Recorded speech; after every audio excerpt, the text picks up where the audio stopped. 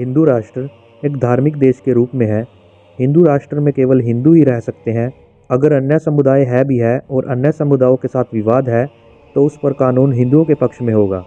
ऐसे ही विचार वामपंथी विचारकों द्वारा फैलाए गए। यदि हम हिंदुस्तान के इतिहास की तरफ नज़र डालें तो अन्य मत, मजहब और पंथ के लिए यह शत्रुतापूर्ण नहीं रहा। भारत ने कई समुदायों के प्रवेश को देखा, जिससे उन्हें अपनी नई मातृभूमि में फैलने, फूलने और नए सिरे से जीवन शुरू करने का अवसर मिला। भारत के पूरे इतिहास में कभी भी किसी हिंदू साम्राज्य ने अन्य समुदायों को सनातन धर्म में परिवर्तित होने के लिए मजबूर नहीं किया और हमेशा नए बसने वालों को मेहमानों के रूप में गले लगाया। हिंदू राष्ट्र की अवधारणा श्री छत्रपति शिवाजी महाराज से जुड़ी है, जिन्होंने हिंदवी स्वराज का नारा दिया और हिंदू पदपातशाही की नींव रखी। सामाजिक और सांस्कृतिक रूप से भारत हमेशा एक हिंदू राष्ट्र रहा है।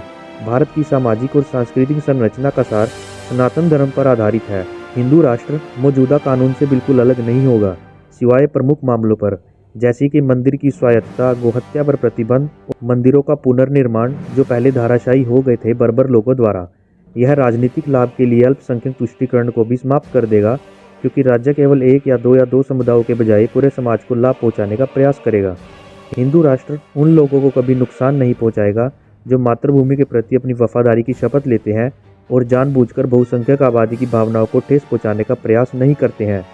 हिंदू राष्ट्र इसीलिए जरूरी है क्योंकि हिंदू राष्ट्र होगा तो शिक्षा में वो पढ़ाया जाएगा जो सत्य है, हिंदुओं का भला बुरा सोचा जाएगा।